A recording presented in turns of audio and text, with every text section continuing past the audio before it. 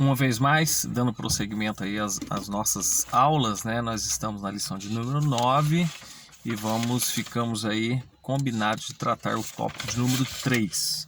Cumprimento você e vocês com a paz do Senhor Jesus Cristo. Você está no canal A Luz da Bíblia, Daniel Silva, e nós vamos dar prosseguimento, leitura e explanação do assunto, destacando que nós já tivemos essa aula, eu pude assistir essa aula também presencialmente aqui na DEMB, na cidade de Boa Esperança.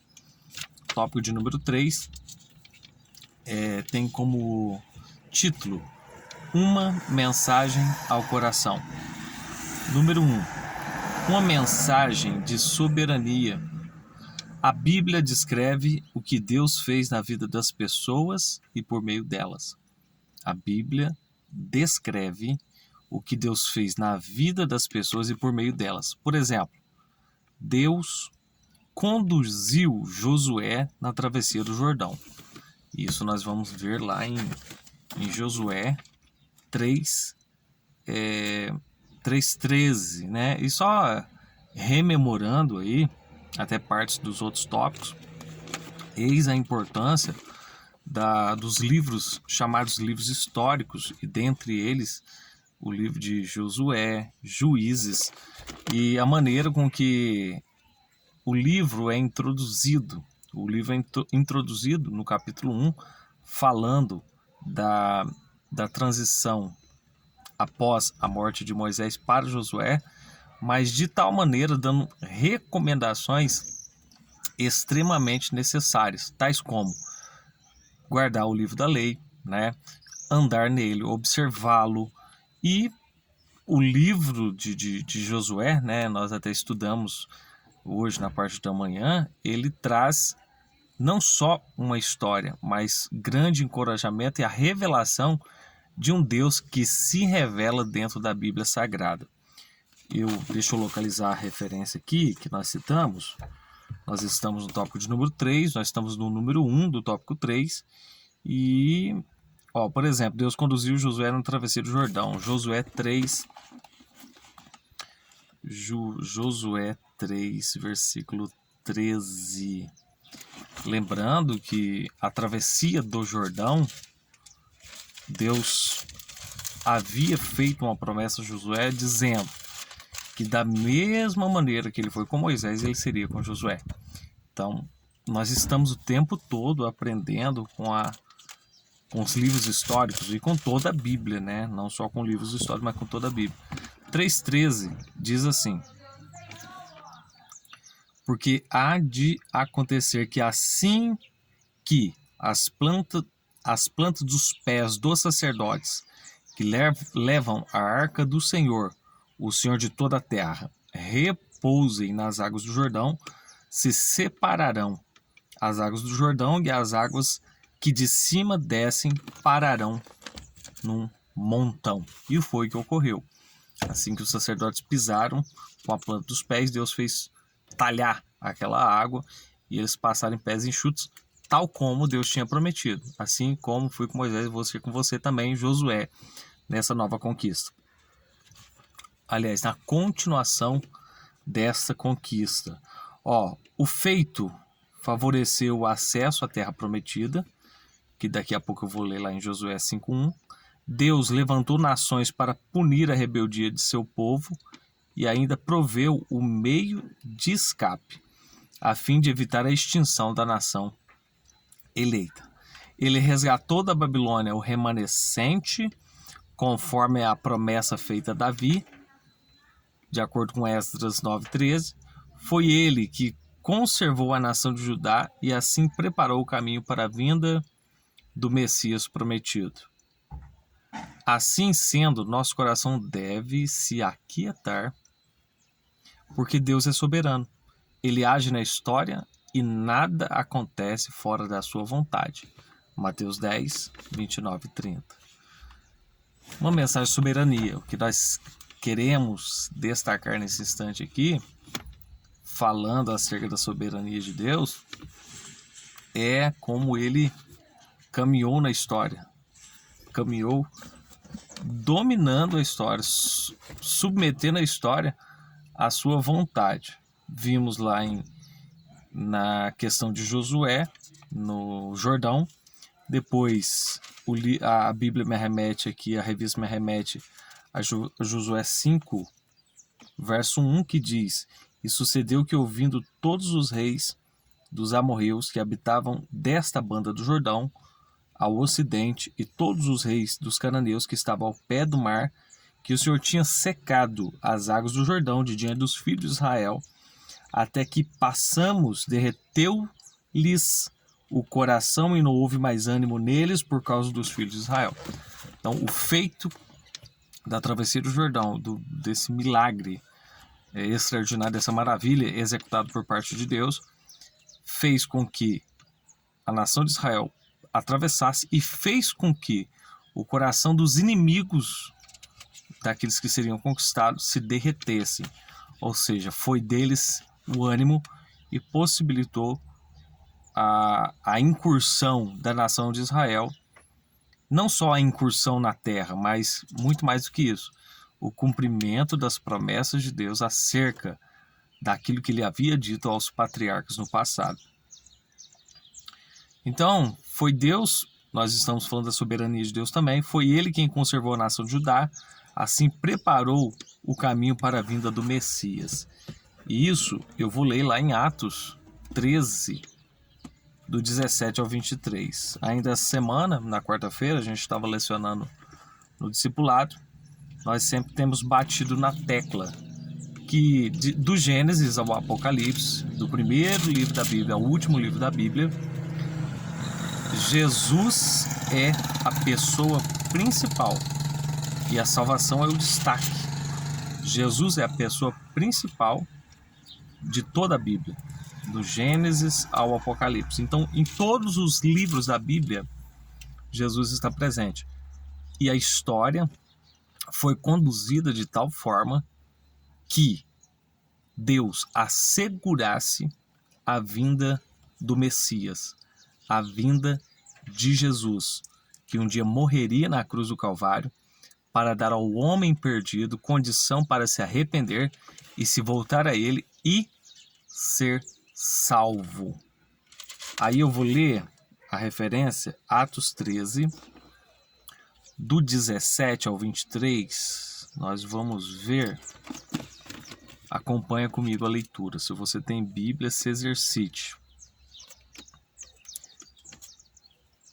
Olha, o Deus deste povo de Israel escolheu a nossos pais e exaltou o povo, sendo eles estrangeiros na terra do Egito, e com braço poderoso o tirou dela. E suportou os seus costumes no deserto por espaço de quase 40 anos, e destruindo as 7 nações na terra de Canaã, deu-lhes por sorte a terra deles. E depois disto, por quase 450 anos, lhes deu juízes até o profeta Samuel. E depois pediram um rei, e Deus lhes deu por 40 anos a Saul, filho de Quis, varão da tribo de Benjamim. E quando este foi retirado, lhes levantou como rei a Davi, a qual também deu testemunho e disse: Achei a Davi, filho de Jessé, varão conforme o meu coração, que executará toda a minha vontade. Da descendência deste, grava isso, da descendência deste, conforme a promessa, levantou Deus a Jesus para Salvador de Israel. E o nosso coração se enche de alegria pela fidelidade, pela sabedoria, pelo poder de Deus, pela condução, frisando aqui, pela soberania de Deus a conduzir toda essa história. Você vê nesses poucos versos que a gente leu aí, uma espécie de um abreviado, né, acerca da trajetória da história. E por fim, para a gente fechar o número 1 do tópico 3, olha, assim sendo, O nosso coração deve se aquietar porque Deus é soberano. Então é uma mensagem de fé contida aqui nesse bloco do tópico 3, no número 1, a mensagem dizendo para nós que podemos nos aquietar o coração, porque Deus está no controle da história, apesar de nós muitas vezes nos desesperarmos, né? Deus está no controle, Ele age na história e nada acontece fora da sua vontade. Eu vou estar lendo em Mateus 10, o 29 e o 30, para a gente passar Mateus, capítulo 10. Os versos são o 29 e o 30, para a gente passar já para o tópico de número 2. Diz assim a palavra de Deus: E não se vendem 2 passarinhos por um ceitil? E nenhum deles cairá em terra sem a vontade de vosso Pai. E até mesmo os cabelos da vossa cabeça estão todos contados. Eu creio no poder de Deus. Eu creio na condução de Deus na história, e não só na história, mas na nossa história em particular. A partir do momento, preste atenção, que você entregou de verdade a sua vida a Ele, de verdade, corpo, alma, espírito, e passa a caminhar com Ele, Ele se torna responsável pela sua história particular. Ele domina a história no mundo, mas também Ele deseja escrever a sua história. Ou Ele deseja que você dê a Ele a caneta, que não você tome ela para que você mesmo escreva, porque às vezes nós pensamos coisas que não nos conduz àquilo que é melhor. Lembrando que a vontade de Deus é boa, perfeita e agradável. Então, uma mensagem de soberania, frisamos aí o Deus no meio da história. A gente poderia, se fosse falar da soberania de Deus, a gente correlacionaria aqui ao livro do profeta Daniel, a estátua, todos os impérios, todos que caíram, todos que, enfim, e a projeção que Deus ainda tem para o futuro de domínio na história. O número 2 do tópico 3 tem como título Uma mensagem de sabedoria. Olha, Deus é a fonte de toda sabedoria, Provérbios 2:6, e o propósito da sabedoria é agradar a Deus. Desse modo, todo conselho prático está subordinado à sabedoria divina. Dentre eles citamos andar retamente, fugir da luxúria, não ser preguiçoso, manter boa reputação, tomar cuidado no falar, não confiar no dinheiro, viver com alegria, remir o tempo, manter a integridade, aceitar a repreensão, confiar no Senhor e desfrutar do verdadeiro amor. No entanto, essas ações não devem ser observadas de forma legalista. Elas devem ser o resultado do toque divino no coração humano. Eu quero buscar essas bases aqui, a mensagem de sabedoria. O autor aqui no final, tópico 3, ele vai referendar a aplicação prática e o poder que há nos livros históricos e livros poéticos, eu digo assim, de forma prática, o que nós podemos aprender. E aí, primeiro, Provérbios 2:6. De onde vem a sabedoria de que nós estamos falando aqui? Essa sabedoria, ela vem de Deus, porque Deus é a própria sabedoria. Eu vou localizar aqui em 2:6 do livro de Provérbios. Diz assim: porque o Senhor dá a sabedoria, e da sua boca vem o conhecimento e o entendimento. A outra referência é o verso 5 do livro de Provérbios ainda. Confia no Senhor de todo o teu coração e não te estribes no teu próprio entendimento. A outra referência, deste modo, olha aqui, as recomendações dentro do livro de Provérbios. Andar retamente, que é o verso 7 do capítulo 2, Ele reserva a verdadeira sabedoria para os retos. Escudo é para os que caminham na sinceridade. A outra referência é o verso 16 do mesmo capítulo. Para te livrar da mulher estranha e da estrangeira que lisonjeia com suas palavras. A outra referência é não ser preguiçoso. Vai estar lá em Provérbios, capítulo 6, versículo de número 6. Estou lendo agora. Vai ter com a formiga, ó preguiçoso. Olha para os seus caminhos e sê sábio. Vamos ver também sobre boa reputação.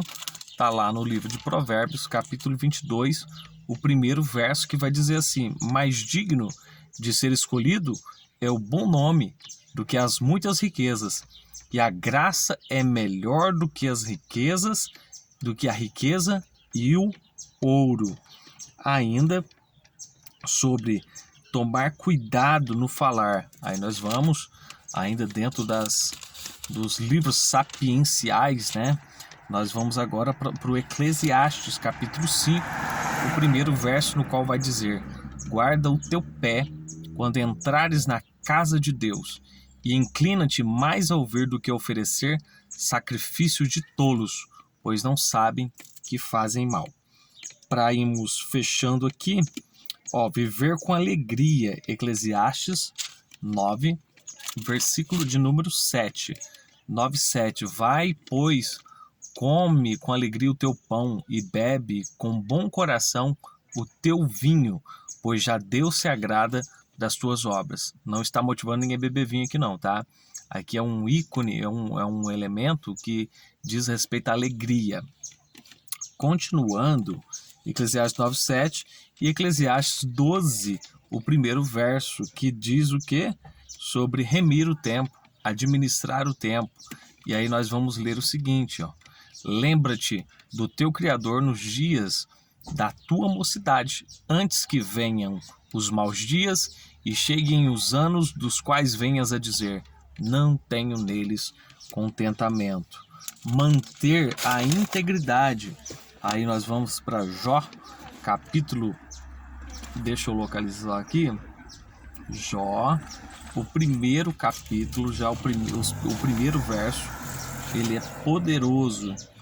É Jó 1:22. Jó 1:22, ele vai dizer sobre manter a integridade. Jó 1:22. Em tudo isso, Jó não pecou, nem atribuiu a Deus falta alguma. Agora, aproveitando que a gente está nos livros sapienciais, olha a qualidade desse homem e o conselho que nós temos aqui. Havia um homem na terra de Uz, cujo nome era Jó, e este homem era sincero, reto e temente a Deus, e desviava-se do mal. Ainda temos aceitar a repreensão, conselho de Deus, dentro dos livros sapienciais, e nós estamos justamente no livro de Jó, que por sinal foi um dos primeiros livros a serem escritos. Jó 5, versículo 17. Eis que bem-aventurado é o homem a quem Deus castiga.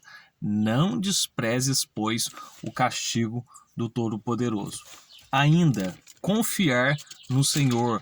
Nós vamos lá no livro de Jó ainda, capítulo 19, o versículo é o versículo de número 25, diz assim, ó: porque eu sei que o meu Redentor vive e que por fim se levantará sobre a terra. E eu faço questão de ler o seguinte: e depois de consumida minha pele, ainda em minha carne verei a Deus. Vê-lo-ei por mim mesmo, e os meus olhos, e não outros, o verão. E por isso o meu coração se consome dentro de mim. Jó tinha certeza que veria Deus. Depois, dentro dos livros sapienciais, desfrutar do verdadeiro amor. Cantares 8:7. Então a Bíblia tem livros românticos, né? E um deles é o livro de Cantares de Salomão, capítulo 8, verso 7 diz: as muitas águas não poderiam apagar esse amor, nem os rios afogá-lo. Ainda que alguém desse toda a fazenda de sua casa por este amor certamente a desprezariam. E por fim, tudo isso, todo esse conhecimento, todo esse tato com a literatura, ele não se resume só a ter um tato. O importante, dentre tudo isso, é uma vida prática de tudo isso na sua vida. E aí nós fechamos esse bloco aqui com o verso de número 23 do capítulo 4 do próprio Provérbios, que diz: sobre tudo o que se deve guardar, guarda o teu coração, porque dele procede as saídas da vida. Então não adianta só ter a teoria, tem que ter um envolvimento com o psique, com o físico, com a alma, com a nossa uma vida inteira voltada para Deus através da sua palavra. Vamos lá? Nesse instante nós vamos já para o número 3 do tópico 3. Daqui a pouco nós estaremos já fazendo o encerramento. Número 3 do tópico 3 vai dizer assim: uma mensagem de adoração. Os salmos possuem a peculiaridade de expressar as mais profundas emoções do coração humano, tais como medo, angústia e tristeza. Então, os salmos, quando você lê um salmo, quando você lê esse cântico que é os salmos, você vai ver que essa particularidade, ele tem poder de transmitir os mais, de expressar para nós as mais profundas emoções do ser humano. Vamos lá? O medo, a angústia e a tristeza. Olha, força, segurança e alegria. Então expressa tudo que há na alma do homem, né? Nós chamamos também o salmo de divã da alma. O divã é aquele banquinho, né? Aquele banquinho onde a pessoa deita ali e ela vai falando, né, com o psicólogo ou com alguém que ele esteja tratando. Então, o salmo é o divã da alma, é ali que... só que a diferença é que quando você lê um salmo em oração, você está falando com o próprio Deus, e ele vai tratar a sua alma, ele vai cuidar do seu emocional. Vamos lá? Olha, força, segurança, alegria também refletem o ideal divino da espiritualidade e da adoração. Então, dentre o salmo, ele expressa o mais profundo sentimento do coração do homem, mas também os salmos tratam da espiritualidade e da adoração a Deus. Entre outros retratos da vida espiritual, destacam-se o coração que confia, o coração contrito, o coração que glorifica, o coração agradecido, o coração arrependido, a fim de manter a verdadeira adoração em todas as circunstâncias da vida. O salmista descreve a conduta por ele adotada. Escondi a tua palavra no meu coração para não pecar contra ti. Então nós vamos mostrar biblicamente aqui o que nós falamos, ou seja, vamos lá, a expressão, vamos começar aqui com as expressões da alma do homem, do coração do homem. Vamos lá, vamos falar do medo. A gente vai falar lá no Salmo 116. O que acontece? A Bíblia, ela mostra forças e fraquezas de uma pessoa. Então, quando nós falamos dos personagens da Bíblia, eram pessoas comuns, como nós, sujeitas a situações em que passavam também por apertos. Um exemplo disso é o Salmo 116, o versículo é o 3, diz assim: cordéis de morte me cercaram e angústias do inferno se apoderaram de mim. Encontrei aperto e tristeza. Então está demonstrando o mais profundo do seu sentimento. O Salmo 118, o verso 14 agora, vai falar de força, de poder, de fortaleza. O Salmo 118, em especial o versículo 14, vai falar assim, o Senhor é a minha força e o meu cântico, ele me salvou. Também nós vamos falar sobre situações que relatam o retrato da vida espiritual. E aí nós somos remetidos aqui ao Salmo de número 3. Deixa eu localizar. O Salmo de número 3 destaca o versículo 3. Mas tu, Senhor, és um escudo para mim, a minha glória, o que me exalta a minha cabeça. Está falando de segurança, está falando da espiritualidade. Coração contrito, Salmo 6, o primeiro verso. Senhor, não me repreendas na tua ira, nem me castigues no teu furor. Depois a próxima referência, Salmo 8, verso 1, que glorifica a Deus. Ó Senhor nosso, quão admirável é o teu nome em toda a terra, pois puseste a tua glória sobre os céus. Depois nós vamos para Salmo 51, 1, onde expressa ali, e em particular, esse é o salmo da minha conversão, né? Irmã Andréia, minha irmã, leu esse salmo naquele dia tão especial em que Jesus me deu uma nova chance, uma nova oportunidade. O salmo de arrependimento, salmos penitenciais. Tem misericórdia de mim, ó Deus, segundo a tua benignidade. Apaga as minhas transgressões, segundo a multidão das tuas misericórdias. E assim, nós vemos todas essas referências que falam sobre as expressões da alma dentro dos salmos, falam sobre a adoração que deve ser dedicada a ele, a espiritualidade, os limites do homem. Enfim, nós vemos aqui no livro do livro de Salmos. E em tudo isso, o salmista ele pensou consigo mesmo, para que ele tivesse condições de responder bem a Deus em sua trajetória de vida, e não é diferente para nós nos aproximarmos cada vez mais de Deus, através da pessoa bendita de Jesus Cristo, e ter uma vida iluminada por Deus. Nós precisamos submeter-nos à sua palavra.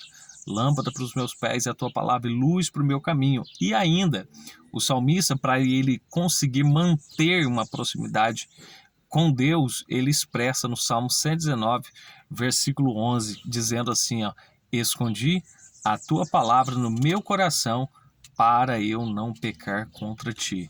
Você tem pecado contra Deus? É tempo de se aproximar dele, pedir perdão. Você quer parar de pecar contra Deus? É tempo de se aproximar dele, pedir perdão e começar a esconder a palavra dele dentro da sua alma, dentro do seu coração. Porque esse é o melhor caminho, é a melhor maneira, o melhor comportamento, a melhor ação prática para você se livrar do pecado. Tá? Vamos aí para o sinopse do tópico 3 e, por fim, lermos a conclusão. A sinopse do tópico 3, desse tópico que acabamos de estudar, os sentimentos do coração estão impressos na história, na poesia da Bíblia que nos ensina a respeito da verdadeira adoração. Às vezes você não sabe como se expressar, leia Salmos. Você vai ver ali exemplos de pessoas que em algum momento, ou expressando alegria, ou expressando tristeza, o importante é que elas canalizaram os seus anseios, as suas agruras, ou as suas alegrias, a quem é de direito, que é o próprio Deus, que é justamente a pessoa que tem condições de nos ouvir e tratar a nossa alma de acordo com a necessidade que ele consegue enxergar quando nós falamos com ele. Então eu motivo você a orar, a ler Salmos, leia Provérbios, busque sabedoria, leia Eclesiastes, aprenda com os livros históricos, aprenda a respeito da soberania de Deus, e Deus vai conduzir por bom caminho. A conclusão vai dizer o seguinte: a experiência do povo de Deus na conquista, deixa eu reler aqui, a experiência do povo de Deus na conquista e posse da terra prometida aponta para soberania divina. Deus é soberano na história. O texto bíblico, em prosa e poesia, revela a sabedoria divina que deve ser aplicada em nosso viver diário. Deus não quer pessoas só conhecedoras,